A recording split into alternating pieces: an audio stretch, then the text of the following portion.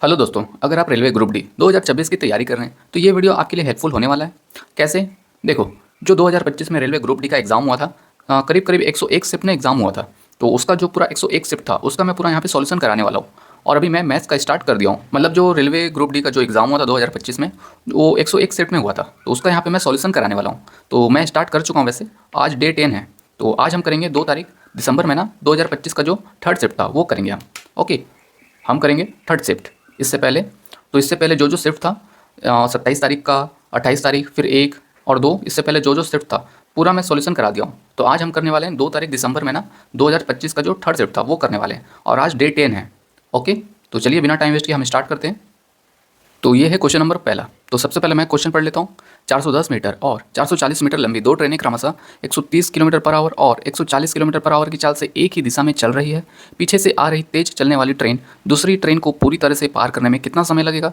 तो यहाँ पे हम डायग्राम बनाने की कोशिश करते हैं जिससे आपको समझने में आसानी हो जाए। तो ये एक ट्रेन है और ये एक ट्रेन है, ठीक है। और अब ध्यान दीजिए, ये हम ऐसे ही अच्छे से समझने के लिए मैं इतना बना रहा हूँ। ओके, तो क्वेश्चन में बोला है दोनों ट्रेन जो है ये है 410 मीटर और ये है 440 मीटर, और बोल रहा है दोनों एक ही दिशा में चल रहे हैं। मतलब ये इस दिशा में चल रहे हैं और ये भी इसी दिशा में, एक ही दिशा में। और स्पीड भी दिया है, ये है 130 किलोमीटर पर आवर स्पीड। ये लेंथ ऑफ ट्रेन हो जाएगा, और ये लेंथ ऑफ ट्रेन ये हो जाएगा 440। स्पीड ऑफ इसका आ जाएगा, ये अगर ट्रेन ये एक है, ओके, ये तो दूसरा ट्रेन हो जाएगा। स्पीड ऑफ 1, स्पीड ऑफ 2 दूसरा ट्रेन का स्पीड। तो ये है 140 किलोमीटर पर आवर। अब क्वेश्चन में बोल रहा है जब ये दोनों चल रहे हैं कि दिशा में, तो एक दूसरे को पार करने में कितना समय लगेगा, यही हमें बताना है। तो इसका फॉर्मूला होता है टाइम ऑफ क्रॉसिंग। डायरेक्ट हम लिख ले क्या? देखो, यहाँ पे होता है ऊपर में दोनों ट्रेन का जोड़। तो दोनों ट्रेन को जोड़ लेंगे तो ये आएगा 400, 400, 800, 850, 850 मीटर। और बटे में ये हो जाएगा दोनों स्पीड का। जो यहाँ पे देखो, जब भी एक ही दिशा में होता है तो घटाते हैं, ठीक है। और विपरीत दिशा हो, अगर ऐसा और ऐसा हो तो दोनों को जोड़ लेते हैं। बट यहाँ पे एक ही दिशा है तो यहाँ पे घटाएंगे। तो 130 और 140 का हम घटाएंगे तो ये आएगा 10। और ये किलोमीटर पर आवर, तो हम इसको बदलेंगे मीटर पर सेकंड में। तो मीटर पर सेकंड में बदलने के लिए हम 5/18 से गुणा करते हैं। ये मीटर पर सेकंड आ गया। बट अब ध्यान दो, क्वेश्चन में बोला है मिनट में, तो ये अभी सेकंड में आएगा, फिर हम इसको अभी मिनट में बदलेंगे। तो सबसे पहले हम इसको सॉल्व कर लेते हैं। तो इसको हम सॉल्व करेंगे तो ये 0 से ये 0 कट जाएगा, 5 से इसको काटेंगे तो 5 एक कम 3, 5 सत्ते, तो ये 17 भर में जाएगा। तो 17 गुना ये 18 ऊपर चले जाएगा, तो 18। उसके बाद ये मिनट से मिनट कट जाएगा, सॉरी मीटर से मीटर कट जाएगा, ऊपर जाएगा सेकंड। तो ये आएगा टाइम ऑफ क्रॉसिंग, मतलब इतने सेकंड में पार कर लेगा। बट हमें तो चाहिए मिनट में, तो मिनट में करने के लिए हम इसको 60 से भाग कर देंगे। तो 60 से भाग करेंगे तो ये मिनट में आ जाएगा। अब इसको सॉल्व करते हैं। तो एक काम करते हैं, 600 हम इसको वो कर लेते हैं, काट लेते हैं। तो 6 एक कम 6, 6 3 18, तो ये आ जाएगा 17 गुना 3 बटे ये 0 है और 1 तो 10 आ जाएगा ये मिनट में। अब देखो, इसको हम इजली गुणा कर ले सकते हैं, 17 51, 51 बटे 10 मिनट। अब 1 0 है तो एक डिजिट के बाद दशमलव लग जाएगा, तो ये आ जाएगा 5.1 मिनट। इतना समय में पार करेगा। तो कौन सा है ऑप्शन? ऑप्शन 2 हो जाएगा हमारा राइट आंसर। तो ये है क्वेश्चन नंबर दूसरा। तो सबसे पहले मैं क्वेश्चन पढ़ लेता हूँ। यदि x बराबर -15, y बराबर 25 और z बराबर -10, तो x³ plus y³ plus z³ का मान ज्ञात कीजिए। तो देखो दोस्तों, यहाँ पे दिया है x बराबर -15, y दिया है 25 और z दिया है -10, और हमें निकालना है x³ plus y³ plus z³ हमें। ओके, हमें यही निकालना है। तो देखो, इसका फॉर्मूला क्या होता है? x³ plus y³ plus z³ minus 3x y z, इसका फॉर्मूला होता है। देखो, यहाँ पे a plus B plus C इस तरीके से भी फॉर्मूला होता है, और a plus B plus C by 2 formula होता है। बट हम वो फॉर्मूला लगाएंगे जिससे हमारा काम आसान हो। तो ये तो देखो, इस तरीके से कुछ फॉर्मूला होता है, बट इसके अंदर भी कुछ होता है। ओके, इसमें 3-4 चीज़ होता है। तो मैं अभी आपको जो सबसे सिंपल वाला है वो बताऊँगा, जिससे ये आंसर हम कर पाए। तो ये होता है a माइनस बी ब्रैकेट के अंदर इसका स्क्वायर ब्रैकेट में, प्लस b माइनस सी का स्क्वायर, फिर प्लस c माइनस ए का स्क्वायर। हम इसको अगर सॉल्व करने लगे तो देखो, a प्लस बी प्लस सी जब हम करेंगे तो क्या आ रहा है? देखो, a प्लस बी करेंगे, मतलब ये सॉरी, यहाँ पे x प्लस, ओह लग रहा है मैं थोड़ा सा मिस्टेक कर दिया। यहाँ पे x था, y था, z था, बट मैं यहाँ पे a b के फॉर्म में लिख लिया। चलो कोई बात नहीं, a की जगह x है, b की जगह y और c की जगह z मान लो आप, ठीक है। तो देखो, जब हम तीनों को जोड़ेंगे तो क्या आएगा? -15 प्लस 25 -10। तो ये जब हम इसको जोड़ेंगे तो ये आएगा 15 10 25 हो जाएगा, -25 और +25 ये जीरो हो जाएगा। मतलब कहने का मतलब ये पूरा जीरो हो जा रहा है, और जीरो से किसी भी संख्या का अंदर गुणा करेंगे तो जीरो ही आएगा। तो ये पूरा आ जाएगा बराबर जीरो। तो x³ + y³ + z³ -3xyz बराबर जीरो आ गया। तो अब हम यहाँ पे ये निकालना है, तो ये माइनस उधर चले जाएगा तो ये प्लस हो जाएगा, है ना, +3xyz। तो यहाँ पे हम 3xyz का वैल्यू हम रख लेंगे। तो ये 3 गुना x क्या हो जाएगा, x हो जाएगा -15, फिर गुना y क्या है 25, फिर गुना -10। ठीक है, इसको हम सॉल्व कर लेंगे तो वही आ जाएगा x³ + y³ + z³ बराबर, ये जो आएगा वही हमारा राइट आंसर होगा। तो आप इसको ऑप्शन से भी कर सकते हो। ऑप्शन में देखो 3 का मल्टीपल है, कौन सा, वही हमारा राइट आंसर होगा, है ना। 3 का, चलो एक काम करते पूरा कर ही लेते हैं। तो 15 या 45, 45 और 10 जीरो, है ना, माइनस माइनस प्लस हो जाएगा, तो आप माइनस इग्नोर करो। तो ये अरे 15 या 45 और एक जीरो, हाँ ये यहाँ पे 2 जीरो नहीं आएगा। उसके बाद 25 से गुणा करेंगे तो 25 शून्य शून्य, 25 पंचे 125 का 5 हासिल 12, 25 चौक 100 और 12 112, तो यह आ चुका है 11,250। तो कौन सा ऑप्शन 11,250, ये चौथा ऑप्शन, यही हो जाएगा हमारा राइट आंसर। तो ये है क्वेश्चन नंबर तीसरा। तो सबसे पहले मैं क्वेश्चन पढ़ लेता हूँ। एक व्यापारी अपने माल का अंकित मूल्य क्रय मूल्य से 30% अधिक अंकित करता है और अंकित मूल्य पर 38% की छूट देता है, उसका हानि प्रतिशत कितना है। तो देखो हम यहाँ पे एक फॉर्मूला यूज़ करेंगे, वो होता है mark price upon cost price बराबर 100 माइनस एल मतलब डिस्काउंट, सॉरी एल मतलब हानि लॉस, और यहाँ पे 100 माइनस पी, सॉरी यहाँ पे 100 माइनस डी, ये पी डी यहाँ पे डिस्काउंट है, एल यहाँ पे लॉस है, एम मतलब मार्क प्राइस मतलब क्रय मूल्य, सी पी मतलब सॉरी एम मतलब अंकित मूल्य, सी पी मतलब कॉस्ट प्राइस मतलब क्रय मूल्य। तो यहाँ पे क्वेश्चन में बोला है 30% अधिक अंकित करता है। तो 30% अधिक अंकित करता है का मतलब सी पी अगर 100 है तो इसका 30% अधिक कर देंगे तो 130 आ जाएगा, तो ये मार्क प्राइस हो जाएगा। उसके बाद 100, अब आगे क्या बोला है, हमें निकालना है लॉस, तो यहाँ पे एल ऐसे ही रहने देंगे, डी की जगह हम 38 लिखेंगे। तो 100 में से 38 डायरेक्ट हम घटा लेते हैं, तो यह आएगा 10 में से 8 गया 2, 9 में से 3 गया 6, तो यहाँ पे 62 आ जाएगा। इसको सॉल्व करेंगे तो उसके बाद 13 दूनी 26, 13 दूनी 26 का 6 हासिल 2, 13 पंचे 65, 13 का 78, 78 और 2 80 आ जाएगा। उसके बाद बराबर ये 1000 माइनस 10L, उसके बाद ये इधर आ जाएगा 10L बराबर ये इधर आ जाएगा, तो 806 इसको घटाएंगे तो 10 में से 6 जाएगा 4, ये 9, ये 9 में से 8 जाएगा 1, तो 194 आ चुका है। हमने सही किया है। चलो देखते हैं, सॉल्व करते हैं आगे, ऑप्शन फिर चेक करेंगे। तो 10 है यहाँ पे 10 नीचे आ जाएगा, तो 10 एक जीरो है तो एक डिजिट का दशमलव लग जाएगा, तो 9.4 आ जाएगा लॉस परसेंट। तो ऑप्शन देखते हैं, ऑप्शन कौन सा है, ये सेकंड ऑप्शन दिख रहा है 19.4, तो यही हो जाएगा हमारा राइट आंसर। तो ये है क्वेश्चन नंबर चौथा। तो सबसे पहले हम क्वेश्चन पढ़ लेते हैं। कॉस थीटा बराबर 8/17, तो साइन थीटा बराबर क्या होगा, मतलब साइन थीटा का हमें मान निकालना है। तो क्वेश्चन में दिया है कॉस थीटा बराबर 8/17 और हमें निकालना है साइन थीटा। तो जब भी कॉस और साइन की बात हो तो आप एक ट्रायंगल बनाइए। उसके बाद देखो कॉस थीटा होता है, या अगर थीटा ये हो गया तो ये सामने वाला भुजा, सॉरी मतलब ये इसके पास वाला भुजा 8 हो जाएगा, और ये जो नीचे 17 ये कर्ण हो जाएगा। ओके, तो ये क्या होगा, यहाँ पे आप पाइथागोरस लगा सकते हो या फिर आप ट्रिपलेट याद रखो। एक ट्रिपलेट होता है 8 15 17, ये ट्रिपलेट होता है। ओके, अगर ये 8 आ गया तो ये 17 सबसे बड़ी भुजा होगी और 15 ये हो जाएगा। ओके, तो यहाँ से ये आ चुका है लंब, कर्ण और आधार। तो और साइन थीटा क्या होता है, साइन थीटा का होता है ऑपोजिट, मतलब 15 कर्ण, तो ये हो जाएगा 17। तो साइन थीटा आ चुका है 15/17, तो कौन सा ऑप्शन 15 15 17 नीचे, ये हो जाएगा सेकंड ऑप्शन। तो यही हो जाएगा हमारा राइट आंसर। तो ये है क्वेश्चन नंबर 5वां। तो सबसे पहले मैं क्वेश्चन पढ़ लेता हूँ। 5,000 के मूलधन पर 3 वर्षों के लिए 5% वार्षिक और 4 वर्षों के लिए 4% वार्षिक की दर से गणना किए जाने वाले साधारण ब्याज के बीच कितना अंतर है। तो यहाँ पे हमें अंतर निकालना है।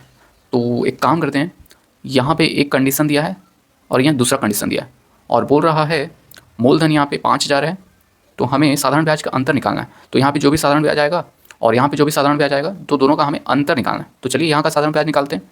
तो यहाँ का साधारण ब्याज क्या आ जाएगा, तो यहाँ का मूलधन 5,000 गुना टाइम है 3, रेट है 5/100 माइनस यहाँ पे 5,000 गुना यहाँ पे समय है 4 गुना यहाँ पे 4 रेट है ये, और नीचे 100।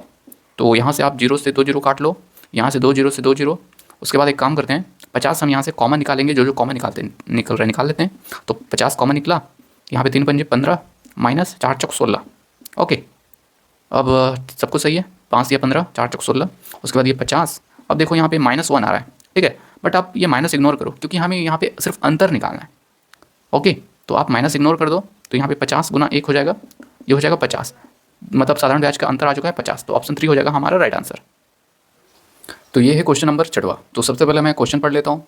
6.5, 10.6, 19.7 और ए का औसत 13 है, तो ए का मान ज्ञात कीजिए। तो यहाँ पे हमें औसत दिया है, हमें ए का मान निकालना है। तो ये 6.5, 10.6 और 19.7 और ए, ओके, ये 4 संख्या है और इसका हमें औसत दे दिया है। तो यहाँ पे चलो नॉर्मल तरीके से करते हैं, मतलब सिंपल सभी को जोड़ लेते हैं। तो यहाँ पे सभी को जोड़ेंगे, एक काम करते हैं, फिर से लिख लेते हैं 6.5, 10.6, 19.7 प्लस ए, कितना संख्या है 1 2 3 4, तो 4 से भाग करेंगे और यहाँ पे औसत दे दिया है 13। तो यहाँ से अब हम इसको जोड़ेंगे तो 9 6 नहीं 6 5 11, 11 7 18 का 8 हासिल 1, ओके 1 9 10 10 10 6 16 का 6 हासिल 1 1 1 2 3, तो 36.8, ये हो जाएगा 13 चौक 52।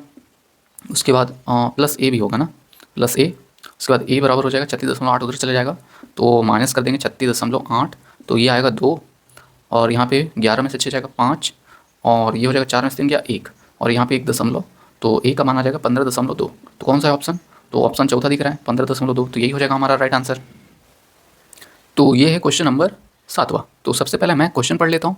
एक विनिर्माता किसी वस्तु को थोक विक्रेता को 20% के लाभ पर बेचता है, फिर थोक विक्रेता उसे खुदरा विक्रेता को 25% के लाभ पर बेचता है और खुदरा विक्रेता उसे ग्राहक को 24% के लाभ पर बेचता है। यदि खुदरा विक्रेता का विक्रय मूल्य 372 है तो वस्तु का विनिमय लागत कितना था? तो देखो दोस्तों, ये क्वेश्चन आपको थोड़ा सा पेचीदा लग सकता है क्योंकि ये हो सकता है आपको थोड़ा सा टफ लगे, बट मैं आपको यही बोलूँगा, अगर आप एग्जाम में इस तरीके से क्वेश्चन आए तो आप इसको शुरू में मत करना, जब लास्ट में आपको समय बचे तब आपको ये क्वेश्चन ट्राई करना, ओके। फिर भी चलो मैं आपको यहाँ पे कोशिश करता हूँ आपको समझाने का। ओ दोस्तों, थोड़ा सा लाइट का प्रॉब्लम हो रहा है, ओ सॉरी। चलो लाइट को हम इग्नोर करते हैं, हमारा फोकस होना चाहिए गोल पर। यहाँ पे फोकस हम कॉन्स्टेंट पे करेंगे, लाइट इग्नोर कर दो, ओके। क्वेश्चन अगर आपको समझ में आ रहा है तो आप फोकस करके देखो, ठीक है। तो देखो, एक विनिर्माता किसी वस्तु को थोक विक्रेता, तो विनिर्माता, यहाँ पे एक विनिर्माता है, विनिर्माता और एक थोक विक्रेता। थोक विक्रेता क्वेश्चन में बोला है किसी वस्तु को, जो ये है विनिर्माता है, इसको बेच रहा है 20% के लाभ पर। अगर ये 100 शुरू में था तो ये बेचेगा 120 में ये सीपी हो जाएगा इसका और एसपी हो जाएगा इसका 120, ठीक है। बट ये 120 है, इसके लिए तो अब क्रय मूल्य बन जाएगा, है ना। अब ये क्या बोल रहा है आगे, ये जो थोक विक्रेता है खुदरा विक्रेता को 25% के लाभ पर बेचता है। मतलब 25% के लाभ पर किसको बेच रहा है? खुदरा को, खुदरा। अब ये इसको बेचेगा तो 120 का हम इसका निकालेंगे, 25% लाभ पर बेच रहा है तो 120 गुना 125/100 कर लेंगे, तो ये 0 से 0, 2 छक्के 12, 2 पंचे 5 चिक्कम 5 दूनी 2 बचा 5 बचे, तो 25 छक्के 150, तो ये आ चुका है 150। अब ये सीपी बन चुका है इसके लिए, और इसके लिए यही बन चुका है एसपी, मतलब 120 की चीज़ को 150 में बेच दिया इसको। अब आगे वो क्या बोल रहा है, और खुदरा विक्रेता उससे ग्राहक को, और फिर से आ गया है ग्राहक। अब खुदरा, सॉरी ये खुदरा था, अब खुदरा बेचेगा कहाँ गया, हाँ, खुदरा विक्रेता उसे ग्राहक को बेच रहा है 24% के लाभ पर। तो अब हम इसका 24% निकालेंगे, तो ये हो जाएगा 150 का 24% लाभ, मतलब 124% निकालेंगे तो ये हो जाएगा 0 से 0, 5 तिया 15, 5 दूनी 10, 2 एकम 2 छक्के 12, 2 दूनी, तो अब हम इसको गुणा करें 3 दूनी 6, 3 छक्के 18, तो 186 में बेच दिया। किसको बेच दिया? ग्राहक को, है ना। अब यहाँ से हम ग्राहक लिख सकते हैं, ग्राहक को कितने में बेचेगा? 186 में, ओके। ये सीपी इसका 150 था तो एसपी इसका आ जाएगा, कितना में बेचा ग्राहक को? 186 में बेचा, है ना, ठीक है। अब देखो आगे क्या बोला है, यदि एक काम करता हूँ, इसको मैं डाल लेता हूँ। अब क्वेश्चन में बोला है यदि खुदरा विक्रेता का विक्रय मूल्य ये जो है 372 है, तो वस्तु का विनिर्माण लागत कितना था? तो देखो, जो ग्राहक को मिला है ना, एक काम करता हूँ मैं फिर से, खुदरा विक्रेता का विक्रय मूल्य 372, मतलब 372 का यहाँ पे मान दे दिया है 186, और हमें बोला है वस्तु का विनिमय लागत, तो हमें 100 का मान निकालना है ना। क्वेश्चन में आप देख सकते हो विनिर्माता का लागत बोला है, तो लागत तो यही है, तो 100 से इसको गुणा कर देंगे, तो इसको सॉल्व करेंगे तो क्या आएगा? क्या ये इसका डबल हो रहा है क्या? 186 का डबल करेंगे तो 2 दूनी 186 का 2 छक्के 12 का 2 हासिल 1, 2 अट्टे 16, 17 का 7 हासिल 1, 2 एकम 2 और 1 3, 372, हाँ, ये इसका डबल हो रहा है। ये हो जाएगा 186 का दुगना और 2 को गुणा करेंगे 100 से तो यह आ जाएगा 200। ओके, तो यहाँ पे लागत मूल्य आ चुका है विनिर्माता का 200। तो कौन सा है ऑप्शन? तो ऑप्शन 2 हो जाएगा हमारा राइट आंसर। तो ये है क्वेश्चन नंबर 8। तो सबसे पहले मैं क्वेश्चन पढ़ लेता हूँ। प्रथम 5 अभाज्य संख्याओं का योग क्या होगा? तो यहाँ पे प्रथम 5 अभाज्य संख्या हम सबसे पहले लिख लेते हैं। तो सबसे पहले 5 अभाज्य संख्या हो जाएगा 2, 3, 5, 7, 11 और 13। ठीक है दोस्तों, ये हो जाएगा अभाज्य संख्या। 5 अभाज्य संख्या यही है 2, 3, 5, 7, 11, 13। अरे ये तो ज़्यादा हो गया, 6 हो गया, 5 ही चाहिए ना हमें। ओके, और आप ध्यान दीजिएगा शुरू में बोला है प्रथम 5 अभाज्य संख्या। प्रथम 2 से ही स्टार्ट होगा, तो 2, 3, 5, 7, 11। तो इसको हम जोड़ लेंगे तो 11, 7, 18, 18, 5, 23, 23, 5, 23, 5, 28। तो 28 हो जाएगा हमारा राइट आंसर, ऑप्शन 1। तो ये है क्वेश्चन नंबर 9। तो सबसे पहले मैं क्वेश्चन पढ़ लेता हूँ। निम्नलिखित में से संख्याओं का कौन सा समूह त्रिभुज की भुजाएं बना सकता है? तो देखो दोस्तों, ये क्वेश्चन है त्रिभुज का, और हमें पता नहीं ये जो चारों ऑप्शन में से कौन सा भुजा है जो त्रिभुज बनाएगा। तो मैं चाहता हूँ इसको आप खुद से प्रैक्टिस करो। ओके, उसके बाद आप कमेंट करके बताओ इसका आंसर। अगर नहीं बनता है तो आप कमेंट करके बताओ कि इससे इस आपसे नहीं बन रहा है, तो मैं इसका आपको किसी वीडियो में सॉल्यूशन बना के बता दूंगा। ठीक है दोस्तों, तो चलिए हम आगे बढ़ते हैं। तो ये है क्वेश्चन नंबर 10। तो सबसे पहले मैं क्वेश्चन पढ़ लेता हूँ। विनोद, काजल और अर्पित ने एक व्यवसाय शुरू करने के लिए क्रमशः 1040, 1390 और 1890 का निवेश किया। यदि वर्ष के अंत में लाभ 1440 है तो लाभ में अर्पित का हिस्सा कितना होगा? तो देखो दोस्तों, यहाँ पे एक विनोद है, काजल है और अर्पित है। ओके, अर्पित। तो यहाँ पे हम लिखेंगे सबसे पहले इन्वेस्टमेंट, मतलब निवेश। निवेश कितना कर रहे हैं ये लोग? 1040 का वी कर रहा है, मतलब वी कौन है? विनोद कर रहा है। और काजल कितने की कर रही है? 1390। और ये मतलब अर्पित कर रहा है 1890। तो ये हो जाएगा इन्वेस्टमेंट। तो देखो यहाँ पे हम रेशियो भी ले सकते हैं, तो 0 0 आप इग्नोर कर लो। तो 104, 139, 189, तो ये आ चुका है रेशियो। अब देखो क्वेश्चन में बोला है वर्ष के अंत में लाभ। तो जब भी वर्ष के अंत में लाभ बोल रहा है तो यहाँ पे आपको समझना पड़ेगा कि यहाँ पे सभी लोग एक समान समय के लिए इन्वेस्ट कर रहे हैं। तो समय यहाँ पे बराबर हो जाएगा। ओके, समय यहाँ पे 12 महीना हो जाएगा, मतलब 1 वर्ष। तो यहाँ पे 12 12 12 लिखेंगे, बट इसका भी हम रेशियो लेंगे तो 1 1 आ जाएगा। ठीक है, उसके बाद देखो जब भी समय बराबर हो, ओके आप ध्यान दो, जब भी समय बराबर हो तो जो प्रॉफिट होगा इसी अनुपात में होगा। 104, 139, 189 इसी के अनुपात में होगा। ठीक है, अब आगे क्वेश्चन में बोला है वर्ष के अंत में लाभ 1440 है।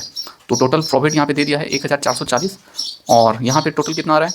9 निकम 9, 9 दूनी 18, 9 दूनी 18, 18 4, 22 का 2 हासिल 2, 8 2 10, 3 13, 13 का 3 हासिल 1, 1 2 3 4, 432 गुना हमें क्या निकालना है? अर्पित का हिस्सा। अर्पित का हिस्सा कितना है? 189। तो 189 से इसको गुणा कर देंगे। अब हम इसको सॉल्व करते हैं तो ये आएगा 3 2 5। तो ये 9 से कट रहा है, 9 चौक 36, 4 3 7 9 8 72, 9 एकम 9, 5 9 6 54 और 0। उसके बाद हम इसको काटेंगे, 8 से काट सकते हैं क्या? 8 6 48, 8 दूनी 16 और 0। 4 से काटेंगे, सॉरी 2 से, 2 तिया 6, 2 10, 3 से इसको काटेंगे तो 3 छक्के 18 और 3 तिया। ओके, तो 63, 10 गुना 63 करेंगे तो ये आएगा 630। तो अर्पित का जो हिस्सा आ चुका है ये आ चुका है 630। तो ये हो जाएगा हमारा राइट आंसर। तो ये है क्वेश्चन नंबर 11। तो सबसे पहले मैं क्वेश्चन पढ़ लेता हूँ। एक्स में से 1% घटाना एक्स को खालिस्तान से गुणा करने के समान है। तो यहाँ पे क्वेश्चन में जैसे जैसे बोला है उसको हम लिखते हैं।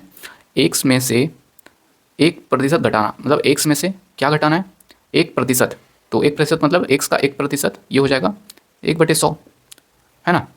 तो ये इसको हम सॉल्व करते हैं तो ये आएगा 100x माइनस एक्स बटे 100। तो ये हो जाएगा 99 एक्स बटे 100। तो ये हो जाएगा 0.99x। ओके, ये आ चुका है ये। अब आगे क्वेश्चन बोला था एक्स को कितना से गुणा करने के समान है। तो यहाँ पे आप देख सकते हो एक्स से हम कितना गुणा करने के समान आ रहा है? 0.99, इसी का गुणा किया एक्स में, है ना। एक्स में इसी का गुणा किया 0.99। तो हमारा राइट आंसर आ जाएगा ऑप्शन 4। तो ये है क्वेश्चन नंबर 12। तो सबसे पहले मैं क्वेश्चन पढ़ लेता हूँ। एक कक्षा के 26 विद्यार्थियों की औसत आयु 37 वर्ष है। यदि शिक्षक की आयु भी शामिल कर ली जाए तो संपूर्ण समूह की औसत आयु 38 वर्ष हो जाती है। शिक्षक की आयु ज्ञात कीजिए। तो देखो दोस्तों, ये है क्वेश्चन, एक ग्रुप है मान लो विद्यार्थियों का, तो इसमें शिक्षक भी शामिल हो रहा है। ओके, टीचर शामिल हो रहा है। तो हमें बताना है अगर शामिल होने के बाद औसत अगर कुछ हो जा रहा है तो ये टीचर कितना का था। इसको करने का सिर्फ एक लाइन में मैं आपको बताता हूँ। देखो, शिक्षक का हमें निकालना है, तो सबसे शुरू में देख लो औसत कितना था।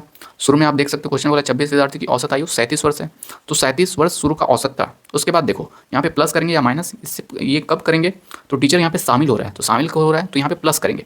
अगर जा रहा होता तो हम यहाँ पे माइनस करते, तो प्लस हो रहा है यहाँ पे माइनस सॉरी प्लस करेंगे। और टीचर कितना है, एक शामिल हो रहा है ना, एक ही टीचर की बात हो रही है, तो हम यहाँ पे एक लिखेंगे, उसके बाद गुणा करेंगे। अब देखो टोटल क्वांटिटी कितना हो गया, तो शुरू में 26 विद्यार्थी थे, अब कितना हो गया, एक शिक्षक भी शामिल हो जाएगा तो 27 हो जाएगा, 26 से 27 हो गया। तो इसको हम सॉल्व करेंगे तो ये हो जाएगा 37 प्लस 27, तो 7 7 14 का 4 हासिल 1 3 3 6, तो 64 आ चुका है शिक्षक, तो ऑप्शन 3 हो जाएगा हमारा राइट आंसर। तो ये है क्वेश्चन नंबर, शायद ये क्वेश्चन नंबर आप देख सकते हैं। तो यहाँ पे सबसे पहले मैं क्वेश्चन पढ़ लेता हूँ। एक धनाव की लंबाई, चौड़ाई और ऊंचाई का अनुपात 6:5:3 है। यदि धनाव का आयतन 720 मीटर क्यूब है तो इसका पृष्ठीय क्षेत्रफल ज्ञात कीजिए। तो देखो दोस्तों, यहाँ पे धनाव की लंबाई, चौड़ाई और ऊंचाई दे दी है, तो यहाँ पे रेशियो दिया है, ठीक है। यहाँ पे देखो लंबाई को ऐसे लिख लेता हूँ, लंबाई, चौड़ाई और ऊंचाई, यहाँ पे रेशियो दिया है 6:5:3। तो हमें रेशियो नहीं लेना है, हम इसका एग्जैक्ट वैल्यू लेंगे। एग्जैक्ट वैल्यू लेने के लिए हम यहाँ पे 1 से गुणा कर देंगे, तो यह आ जाएगा एग्जैक्ट वैल्यू। और यहाँ पे वॉल्यूम दे दिया है 720 मीटर। ओके, आयतन, तो आयतन का फॉर्मूला क्या होता है, आयतन का फॉर्मूला होता है LBH, तो ये हो जाएगा 720। तो यहाँ से हम LBH का वैल्यू रख लेते हैं, तो 6x गुना 5x गुना 3x, तो ये आ जाएगा 720। तो आप देख सकते हैं इसको गुणा करेंगे तो 6 पंचे 30, 30 दिया 90, तो 90x आ जाएगा, सॉरी ये x क्यूब हो जाएगा, 3x है तो x क्यूब बराबर 720। तो जीरो से ये जीरो काट लेंगे तो 9 9 72, तो x क्यूब आ जाएगा 8, और x यहाँ पे आ जाएगा 2, तो x बराबर आ चुका है 2। अब हम यहाँ पे 2 रखेंगे तो 6 दूनी 12, 5 दूनी 10, 3 दूनी 6, तो लंबाई आ चुका है 12, चौड़ाई आ चुका है 10 और ऊंचाई आ चुका है 6। तो देखो यहाँ पे क्वेश्चन में मीटर स्क्वायर में दिया है सब कुछ, है ना, मतलब मीटर में दिया है, तो ये भी मीटर में होगा। ओके, तो ये आ चुका है लंबाई, चौड़ाई और ऊंचाई। और हमें बोला है पृष्ठीय क्षेत्रफल, तो पृष्ठीय क्षेत्रफल का फॉर्मूला होता है 2 time LB plus BH plus HL। Okay, यही फॉर्मूला होता है LB, इसका गुणा इससे LB BH और HL, ठीक है। तो यहाँ से दोनों का गुणा करेंगे 12 दाम 120, फिर ये हो जाएगा 10 छक्के 60, फिर इससे गुणा करेंगे तो 12 छक्के 72। इसको सॉल्व करेंगे तो 2 ही होगा, 6 7 6 12 13 13 14 15 का 5 हासिल 1 1 1 2, और ये गुना 2, इसको करेंगे तो 2 दूनी 4, 2 पंचे 10 का शून्य हासिल 1, 2 दूनी 4 और 1 5, तो 504 हो चुका है। 504 क्या आ चुका है, इसका आ जाएगा पृष्ठीय क्षेत्रफल। तो कौन सा ऑप्शन, ऑप्शन 3, ये हो जाएगा हमारा राइट आंसर।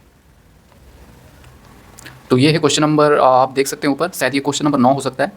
तो यहाँ पे सबसे पहले मैं क्वेश्चन पढ़ लेता हूँ। पिता और पुत्र की वर्तमान आयु का योग 96 वर्ष है। 20 वर्ष पहले पिता की आयु उसके पुत्र की आयु की 3 गुनी थी। पिता और उसके पुत्र की वर्तमान आयु का अनुपात कितना है। तो यहाँ पे पिता है और पुत्र, यहाँ पे बोला 96 वर्ष, अगर ये पिता x है, इसको y में से दर्शा लेता हूँ। वर्तमान आयु का योग 96 वर्ष, पिता और उसकी पुत्र की वर्तमान आयु का अनुपात, तो यहाँ पे हम ऑप्शन से कर सकते हैं। अगर मैं 15, अगर ये रेशियो है 15 से इसको गुणा करूँगा तो 15 दूनी 30, यहाँ भी 2 दूनी 4, 2 तिया 6, तो हमें दोनों का जोड़ 95 लाना है, सॉरी 96 लाना है। ओके, जो 96 आएगा वही हमारा राइट आंसर होगा। तो ये तो 96 आ ही नहीं सकता, 4 का यूनिट डिजिट आप 4 ही आएगा, तो ये नहीं होगा। 17 दूनी 34, 2 दूनी 4, ये भी 64 आएगा, तो ये भी नहीं आएगा, 4 4 8 हो जाएगा। इसको करके देखते हैं, 17 दूनी 34, 1 1 2 3 3 6, तो 4 2 6 11 6 3 9, यही होगा दोस्तों। कैसे होगा, जब मैं इसमें 2 का गुणा किया, क्योंकि रेशियो है ना, रेशियो है, मतलब यहाँ पे 2 का गुणा करूँगा तो ये भी 2 का गुणा होगा, है ना। ये वर्तमान का दिया है रेशियो, बट वर्तमान जब जोड़ेंगे तो ये आना चाहिए 96, तो 2 से इसको करूँगा तो 34 आएगा, 2 से इसका गुणा करूँगा तो 2 एकम 2, 2 तिया 6, जब इसको जोड़ा तो 4 2 6 6 3 9, तो 96 आ चुका है, यही हो जाएगा हमारा राइट आंसर। तो दोस्तों ये है अगला क्वेश्चन। तो सबसे पहले मैं क्वेश्चन पढ़ लेता हूँ। ए और बी मिलकर किसी कार्य को 5 दिन में कर सकते हैं और बी अकेले उसी कार्य को 55 दिनों में कर सकता है। ए अकेले उसी कार्य को दुगना करने में कितना समय लगेगा। तो देखो ए और बी ये काम कर रहे हैं, क्वेश्चन बोला ए और बी मिलकर, मतलब ए प्लस बी मिलकर कार्य कर रहे हैं 5 दिन में, बी अकेला उसी कार्य को 55 दिन में करता है, ऐसे ही दिया है। तो अब जब इस तरीके से दिया है तो हम इसका एलसीएम लेंगे, एलसीएम जो होगा वही हमारा टोटल वर्क होगा। तो यहाँ से इसका एलसीएम आ जाएगा 55 आएगा, तो यही हो जाएगा टोटल वर्क। अब हम 55 को 5 से भाग करेंगे तो 5 एकम 5 5 एकम 5, और 55 को 55 से भाग करेंगे तो 1 आएगा। अब ये एफिशिएंसी आ चुका है, ये एफिशिएंसी 11 है ए प्लस बी का, और ये एफिशिएंसी है बी का। तो यहाँ पे बी का एफिशिएंसी 1 है, तो यहाँ भी बी का एफिशिएंसी 1 होगा, और 1 में से 11 को घटाएंगे है ना। 11 में से मतलब 1 घटाएंगे तो 10 आएगा, तो 10 एफिशिएंसी आ जाएगा ए का। अब क्वेश्चन में बोला है ए जो है अकेले उस कार्य को दुगना कार्य, 55 टोटल वर्क था, अब इसका डबल 55 गुना 2, इसका दुगना कार्य ये हो जाएगा। अब बोल रहा है कितना समय लेगा ए, तो ए का एफिशिएंसी से हम भाग कर देंगे इसको, तो ए का एफिशिएंसी 10 आ चुका है, तो ये आ जाएगा 2 एक कम 2 पंचे 5 एक कम 5 एक कम 5 5 एक कम 5, तो ए का मतलब इतना काम करने में 11 दिन लगेगा, तो ऑप्शन 3 हो जाएगा हमारा राइट आंसर। तो ये है क्वेश्चन नंबर, आप देख सकते हैं ये हो सकता है क्वेश्चन नंबर 16। तो सबसे पहले मैं क्वेश्चन पढ़ लेता हूँ। उस ट्रक की औसत चाल कितनी है जो आधी दूरी 20 किलोमीटर की चाल से और शेष आधी दूरी 80 किलोमीटर की चाल से तय करता है। तो देखो दोस्तों, यहाँ पे सबसे आसान तरीका मैं बताऊँगा। अगर मान लेते हैं ये टोटल डिस्टेंस है और बोल रहा है आधी दूरी 20 किलोमीटर पर आवर और आधी दूरी 80 किलोमीटर पर आवर की चाल से तय कर रहा है ना। तो हमें एवरेज स्पीड निकालना है, तो एवरेज स्पीड का फॉर्मूला होता है 2 गुना speed of 1 plus speed of 2 बटे में स्पीड ऑफ 1, यहाँ पे स्पीड ऑफ 1 गुना में होगा, ओके, और यहाँ पे speed of 1 plus speed of 2, ये हो जाएगा एवरेज स्पीड। तो यहाँ पे वैल्यू रख लेते हैं 2 गुना 20 गुना 80 बटे दोनों को जोड़ लेंगे तो ये आ जाएगा 100। तो ये जो जीरो से दोनों जीरो कट जाएगा और ये हो जाएगा 2 गुना 2 गुना 8, तो 2 दूनी 4 4 अट्ठे 32, तो ये आ चुका है 32 एवरेज स्पीड। तो ऑप्शन 1 हो जाएगा हमारा राइट आंसर। तो ये है क्वेश्चन नंबर 17। तो सबसे पहले मैं क्वेश्चन पढ़ लेता हूँ। प्रथम 10 अभाज्य संख्याओं का योगफल कितना है। तो सबसे पहले 10 अभाज्य संख्या लिखेंगे, तो ये हो जाएगा 2 3 5 7 11 13 17 19 23, 23 के बाद 27 28 29, तो कितना हो गया 1 2 3 4 5 6 7 8 9 10, 10 हो गया। फिर से गिन लेते हैं 1 2 3 4 5 6 7 8 9 10, ठीक है। तो ये 10 अभाज्य संख्या हो गया और हमें बताना है इसका जोड़ मतलब योग। तो यूनिट डिजिट आप देख सकते हैं सबका अलग है, तो एक काम करते हैं यूनिट डिजिट से करते हैं। 9 3 12 12 9 21 21 7, 9 3 12 12 9 21 21 7 28 3 31 32 32 7 29 5 44 3 49 2 41, तो यूनिट डिजिट 1 आ रहा है, तो ये जिसका यूनिट डिजिट 1 होगा वही हमारा राइट आंसर होगा, तो ऑप्शन 3 हमारा राइट आंसर हो जाएगा। तो दोस्तों एक बार हम फिर से चेक कर लेते हैं जोड़ के। तो 9 3 12 12 9 21 21 7 28 3 31 32 7 32 7 39 39 5 44 44 5 44 5, तो 44 5 होता है 49, तो शुरू में लग रहा है हमने गलत किया था, यूनिट डिजिट तो 9 आ रहा है। फिर से चेक करेंगे हम। 9 दूनी 18 18 3 21 21 7 28 3 31 32 7 32 7 39 5 44 5 49, तो यूनिट डिजिट इसका 9 आ रहा है, वही हमारा राइट आंसर होगा, तो ऑप्शन 4 हो जाएगा हमारा राइट आंसर। तो ये है अगला क्वेश्चन। तो सबसे पहले मैं क्वेश्चन पढ़ लेता हूँ। टील मैरून और लाइम के टोकन वाले एक बैग में टील और मैरून टोकन का अनुपात 15:10 था, जबकि लाइम और टील टोकन का अनुपात 19:11 था। लाइम और मैरून टोकन का अनुपात कितना था। तो देखो दोस्तों, यहाँ पे सबसे सिंपल तरीका से हम इसको करेंगे। तो क्वेश्चन में बोला है टील और मैरून टोकन का अनुपात, तो टील को मैं टी से दर्शाऊंगा, मैरून को एम से। तो यहाँ पे क्वेश्चन में दिया है 15:10, ठीक है। उसके बाद लाइम और टील का दिया है, लाइम को मैं यहाँ पे लिख लेता हूँ, और क्वेश्चन में बोला है लाइम और टील का अनुपात दिया है 19:11, तो लाइम की जगह नीचे लिखूंगा यहाँ पे, ठीक है 19, और टील के नीचे यहाँ पे लिखूंगा मैं 11, ओके। और देखो जब भी इस तरीके से हो और हमें रेशियो में दिया हो, ये सब रेशियो में है, ठीक है, ये रेशियो में है। अब देखो जब भी इस तरीके से हो और यहाँ पे खाली जगह है, तो इसको हम आगे बढ़ा लेंगे 11, वैसे ही यहाँ पे खाली जगह इसको हम आगे बढ़ाएंगे तो ये हो जाएगा 15। अब हम इसको गुणा करेंगे इस तरीके से, 15 गुणा 9, 15 गुणा 11, 10 गुणा 11, तो यह आ जाएगा तीनों का अनुपात। बट हमें तीनों का अनुपात नहीं निकालना है, क्वेश्चन बोला है लाइम और मैरून का, लाइम और मैरून का, तो लाइम और मैरून का हम अनुपात निकालेंगे। लाइम वाले को लाइम के नीचे लिखेंगे 15 गुणा 19, मैरून वाले को यहाँ पे लिखेंगे 10 गुणा 11। अब हम इसको सॉल्व कर दें, सरल कर देते हैं, 5 या 15 5 दूनी 10, तो यह हो जाएगा 19 या 57, अनुपात बीच में है तो अनुपात लिख लेंगे, और 11 दूनी 22, तो लाइम और मैरून का अनुपात आ चुका है 57:22, तो ये हो जाएगा हमारा राइट आंसर, ऑप्शन 1। तो ये है अगला क्वेश्चन। तो सबसे पहले मैं क्वेश्चन पढ़ लेता हूँ। आप देख सकते हैं ये क्वेश्चन है सिंप्लीफिकेशन का, और हमें बताना है एक्स का मान क्या होगा। तो यहाँ पे हम बोर्डमास रूल अप्लाई करेंगे। तो यहाँ पे सबसे पहले हम ऑफ को सॉल्व करेंगे। तो यहाँ पे ये 5/7 ऑफ हटेगा तो गुणा, और दशमलव को नीचे हटा लेंगे तो 1 0 आ जाएगा नीचे, तो 5/7 हो जाएगा 5/7 गुणा 42/10। इसको हम सॉल्व करें, 5 में 5 5 दूनी 10, 7 एकम 7 7 6 42, 2 एकम 2 2 3, तो ये आ चुका है 3, ओके, ये 3 आ चुका है। अब हम इसको सॉल्व करें तो ये 684 बटे 57, तो ये 19 से 19 दिया 57, 19 दिया 57, और बचा कितना बचा 19 57 11 बचा, है ना, तो 114 हो जाएगा, तो 19 छक्के जाएगा, ओके। उसके बाद 3 एकम 3 3 दूनी 6, तो 17 गुना 12 ये आ जाएगा 12 पंचे 60, 12 सत्ते 84 का 4 हासिल 8, 12 एक कम 12, 12 8, 12 8 20, तो ये हो जाएगा 204। ये हो जाएगा, ये 204 आ चुका है और ये -3। ओके, उसके बाद ये बराबर, बराबर किस साइड इसको हम सॉल्व करेंगे तो 17 एकम 17, इसको सॉल्व करेंगे सबसे पहले। 17 एकम 17, 3 बचा, 17 दूनी 34, तो ये आ चुका है 12 और गुणा ये 13 और ये x प्लस, इसके बाद हम इसको गुणा करेंगे 13 दूनी 12 दूनी 36, 12 या 36 कच्चे यहाँ से 3, 12 कम 12, 12 3 15, 156 x प्लस ये हो जाएगा 204 और ये हो जाएगा 201 बराबर x बराबर ये आ चुका है। अब हम 156 को इधर कर लेंगे तो यहाँ से x आ जाएगा, तो 11 में से जाएगा 5, यहाँ बचा 10, एक यहाँ से ले लिए थे तो 9 में से 4 5 जाएगा 4, तो x आ चुका है 45। तो ये हो जाएगा हमारा राइट आंसर ऑप्शन 3। तो ये है क्वेश्चन नंबर 20। तो सबसे पहले मैं क्वेश्चन पढ़ लेता हूँ। 10/20 का कितना प्रतिशत 1/20 है। तो देखो ये बोल रहा है 10/20 का कितना प्रतिशत, मान लेते हैं x प्रतिशत कितना है 1/20 है, ठीक है। इसको हम सॉल्व करेंगे तो x का मान आ जाएगा, तो यही तो हमें बताना है। तो ये 0 से 0 काट लो, 1/2 गुना x को हम लिख सकते हैं ऐसे और प्रतिशत हटेगा तो ये 0 2 0 और 1/20, इसका ये 1 0 से 1 0, 2 से ये 2, यहाँ आ जाएगा 10 उधर, तो आ जाएगा 10%। तो ऑप्शन 3 हो जाएगा हमारा राइट आंसर। तो ये है क्वेश्चन नंबर 21। तो सबसे पहले मैं क्वेश्चन पढ़ लेता हूँ। एक कुशल श्रमिक प्रतिदिन 100 कमाता है और एक अकुशल श्रमिक प्रतिदिन 50 कमाता है। यदि 5 श्रमिक मिलकर एक दिन में 400 कमाते हैं तो कुल कितने कुशल श्रमिक थे।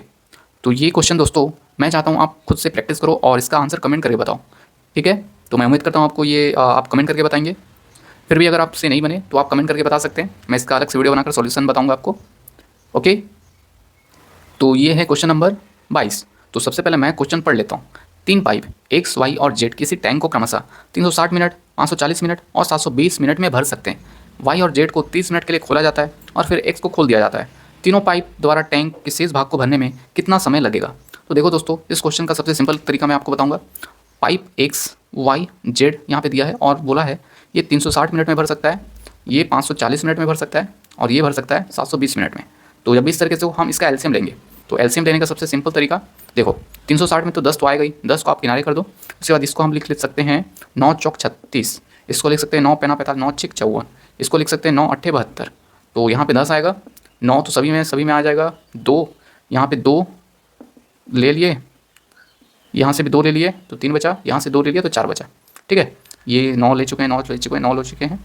अब यहाँ से 2 लेंगे, यहाँ से 2 लेंगे तो यहाँ तो 1 2 बचेगा, ओके। अब जो बचा इसको लिख लेंगे तो 3 और 2, तो ये हो जाएगा 9 दूनी 18, 18 दूनी 36, 36 दूनी 72, 72 और ये गुना 3, 3 दूनी 6, 3 दूनी 6, हाँ से 3 दूनी 6, 3 सत्ते 21 और ये 1 0, तो इतना आ चुका है एलसीएम 2160। अब ये आ चुका है एलसीएम, अब यही है टोटल कैपेसिटी, ठीक है। अब हम इसका 300 मतलब इसको भाग करेंगे इससे तो x का एफिशिएंसी आ जाएगा। तो इसको चलो भाग करते तो 0 से 0 कट जाएगा और 36 6 बार में जाएगा लग रहा है, ओके। तो ये 60 आ जाएगा, नहीं 60 नहीं आएगा ना, 6 आएगा सिर्फ। उसके बाद इसको भाग करेंगे तो 0 से 0 और ये लग रहा है 4 बार में जाएगा, तो ये आ चुका है 4। इसको भाग करेंगे तो 7 दूनी 14, कितनी बार में जाएगा ये 7 एकम 7, 7 दूनी 7 या 21, 3 बार में जाएगा। तो ये आ चुका है x का एफिशिएंसी, y का एफिशिएंसी और z का एफिशिएंसी। अब आगे क्या बोला है, y और z 30 मिनट में खोले जाते हैं, तो 30 मिनट के लिए y और z है ना, y और z दोनों मिलकर 30 मिनट में, तो 30 गुना इसका एफिशिएंसी से हम गुणा करेंगे तो दोनों का एफिशिएंसी जोड़ लेंगे तो क्या आएगा, y और z का एफिशिएंसी 4 3 7, तो 7 से गुणा करेंगे तो 7 या 21, तो इतना मतलब खोल दिए नल तो इतना काम हो चुका है। तो टोटल इतना था कैपेसिटी, इसको हम माइनस कर लेंगे तो जो अब बचा है उसको बोल रहा है फिर x खोल दिया, तो तीनों पाइप द्वारा टैंक को शेष भाग भरने में कितना समय लिया। तो शुरू में तो 30 मिनट ये लोग ले लिए, अब बाकी जो बचेगा वो x करेगा, तो इसको हम माइनस कर लेंगे तो 210, 0 6 में से जाएगा 5 और 11 में से 2 जाएगा 9 और ये 1950। इतना आप काम कौन करेगा, अब काम करेगा x, क्योंकि क्वेश्चन में बोला है x को भी खोल दिया जाता है। तो देखो दोस्तों y प्लस z मिलके, तो y और z मिलके इतना काम कर लिए। उसके बाद क्वेश्चन में बोला है और उसके बाद x को खोल दिया जाता है, तो देखो टोटल इतना था है ना, टोटल इतना था। अब 210 ये लोग कर लिए और तो 210 में से y और z जितना किया उसको माइनस कर लेंगे तो 1950 आ जाएगा।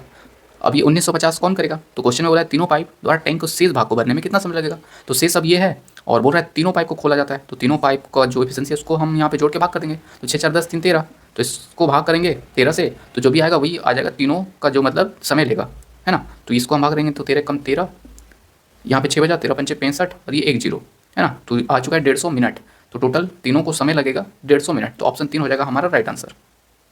तो ये है क्वेश्चन नंबर 23। तो सबसे पहले मैं क्वेश्चन पढ़ लेता हूँ। एक वस्तु को 528 में बेचने पर एक व्यापारी को 12% की हानि होती है। 12% लाभ अर्जित करने के लिए उसे वस्तु को किस मूल्य पर बेचना चाहिए। तो देखो दोस्तों, 528 में अगर बेच रहा है तो 12% की हानि हो रही है। तो कितना में बेचा था वो, 88 में बेचा। मतलब 100 में अगर बेचता तो मतलब 100 का चीज़ को अगर 12% की हानि में बेच रहा है तो 88 में बेच रहा है। और हमें चाहिए यहाँ से देखो 100 से गुणा करेंगे तो वो तो CP आ जाएगा, बट हम डायरेक्ट करेंगे। हमें बोल रहा है 12% का लाभ चाहिए, तो हम यहाँ पे सीधा 112 से गुणा कर देंगे। तो इसको हम सॉल्व करेंगे तो ये हम काट सकते हैं 11 से 8 5 13, हाँ 11 से कट जाएगा। 11 8 88, 11 5 55, 11 6 44, 6 7 8, 11 8 88। उसके बाद 8 का मान 8 6 48, तो 6 का गुणा करेंगे 112 से, तो आएगा 6 2 12 का 2 हासिल 1, 6 कम 6 1 7, 6 कम 6, तो 672 में बेचना पड़ेगा उसको 12% लाभ प्राप्त करने के लिए। तो ऑप्शन 1 हो जाएगा हमारा राइट आंसर। तो ये है क्वेश्चन नंबर 24। तो सबसे पहले मैं क्वेश्चन पढ़ लेता हूँ। एक त्रिभुज की भुजाएं 120 सेंटीमीटर, 174 सेंटीमीटर और 126 सेंटीमीटर है। इसका क्षेत्रफल कितना है। तो हमें इसका क्षेत्रफल निकालना है। तो इसका क्षेत्रफल हम निकालेंगे कैसे, यहाँ पे हम हीरोइन फार्मूला यूज़ कर सकते हैं, है ना। हीरोइन फार्मूला क्या होता है, तो देखो हीरोइन फार्मूला होता है त्रिभुज का क्षेत्रफल, ये होता है रूट में S minus A, S minus B, S minus C, ये त्रिभुज का क्षेत्रफल होता है, मतलब हीरोइन का फॉर्मूला होता है। अब यहाँ पे एस ए बी सी क्या है, यहाँ पे देखो त्रिभुज का क्षेत्रफल सॉरी भुजा दिया है 120 174 126, तो एस बराबर हो जाएगा, मतलब एस तो वैसे अर्ध परिमाप होता है और अर्ध परिमाप निकालने का फॉर्मूला होता है ए प्लस बी प्लस सी बटे 2, ये आ जाएगा यहाँ से अर्ध परिमाप। और यहाँ पे जब आप वैल्यू रखोगे तो यहाँ पे आपका त्रिभुज का क्षेत्रफल आ जाएगा। ओके, तो आप इसको खुद से करो और इसका आंसर कमेंट करके बताओ, ठीक है। यहाँ पे एस बराबर आप वैल्यू निकाल लेना, उसके बाद यहाँ पे वैल्यू आप पुट करने के बाद जो भी आएगा वो हमारा राइट आंसर होगा। तो इसका आंसर आप कमेंट करके बताओ। तो ये है क्वेश्चन नंबर 25। तो सबसे पहले मैं क्वेश्चन पढ़ लेता हूँ। एक स्टोर घरेलू सामानों पर 47 खरीदे और 9 मुफ्त पाए ऑफर दे रहा है। स्टोर द्वारा दी जा रही शुद्ध छूट कितने प्रतिशत है। तो देखो दोस्तों, यहाँ पे बोला है 47 खरीदो, ओके 47 खरीदो और 9 मुफ्त पाओ, ऐसा बोला है, ठीक है। 9 मुफ्त, ये थोड़ा सा अच्छे से लिख लेता हूँ मैं, 9 मुफ्त पाओ, ऐसा स्कीम चल रहा है ना। आप समझो, सेंस आप पकड़ो। 47 खरीदोगे तो और एक्स्ट्रा 47 मतलब 47 खरीदोगे तो 4700 मिलेगा और 9 एक्स्ट्रा और मिलेगा, तब हमें डिस्काउंट प्रतिशत बताना है। तो जब भी इस तरीके से हो डिस्काउंट प्रतिशत हमें निकालना हो तो शुरू में देखो फ्री कितना मिल रहा है, मुफ्त कितना मिल रहा है, ऊपर लिखेंगे 9, अब नीचे हम लिखेंगे टोटल। टोटल आप घर में कितना लाए, 47 खरीदोगे तो 47 तो मिलेगा और साथ में और 9 एक्स्ट्रा मिलेगा, तो इसको 9 और 47 को जोड़ लेंगे, उसके हम नीचे लिखेंगे। तो ये हो जाएगा 56। सॉरी दोस्तों, ये चल नहीं रहा है, काम करते हैं थोड़ा सा। तो यहाँ पे हम लिखेंगे 56 और परसेंट में निकालना है तो 100 से गुणा कर देंगे। तो अब हम इसको सॉल्व कर लेते हैं। तो ये 900 को भाग करेंगे 56 से, तो क्या आएगा 56 एकम 56, ये 900 है। ओके दोस्तों, तो 56 एकम 56, तो 10 में से 6 जगह 4, 8 में से 5 गया 3, ये 1 0, उसके बाद 5 दिया 15, 5 चौक 20, 5 चक्के 30, 6 6 36, 6 बार में जाएगा। तो 6 6 36 का 6 हासिल 3, 6 पंचे 30 और 3 33, तो ये आ चुका है 10 में से 6 जगह 4, ये 3 में से 3 शून्य शून्य दशमलव। तो देखो 16 से कोई स्टार्ट हो रहा है क्या, तो हाँ ये पहला ऑप्शन देख सकते हो। आगे करने की जरूरत ही क्यों है, क्योंकि पहला ही ऑप्शन जो है 16 से स्टार्ट हो रहा है, तो यही हो जाएगा हमारा राइट आंसर। ओके दोस्तों, तो दोस्तों मैं उम्मीद करता हूँ ये जो शिफ्ट था 2 तारीख 12वां महीना 2025 को जो थर्ड शिफ्ट था, ये जो 25 क्वेश्चन था मैथ्स का, आपको पूरा सॉल्यूशन समझ में आया। फिर भी अगर आपको कुछ डाउट हो रहा है तो आप कमेंट करके आप क्वेश्चन नंबर पूछ सकते हैं और तो मैं इसका सॉल्यूशन आपको बता दूंगा, ठीक है। मैं चाहता हूँ आपको डाउट क्लियर होना चाहिए। यहाँ पे मेरा सिर्फ क्वेश्चन कराना ही मकसद नहीं है, आपको सिखाना भी है, ताकि आपको थोड़ा मतलब अच्छे से नंबर ला पाओ। 25 में से कम 20 नंबर तो आप अच्छे से ला ही पाओ, यही मेरा मकसद है। फिर भी अगर आपको कुछ डाउट हो रहा है तो आप ज़रूर पूछ सकते हैं, ठीक है दोस्तों। तो चलिए तब तक के लिए इस यूट्यूब चैनल को सब्सक्राइब कर लीजिए। अगले बार हम किसी दूसरे शिफ्ट का हम सॉल्यूशन करेंगे। ओके, तो आपको आपके एग्ज़ाम के लिए बेस्ट ऑफ लक।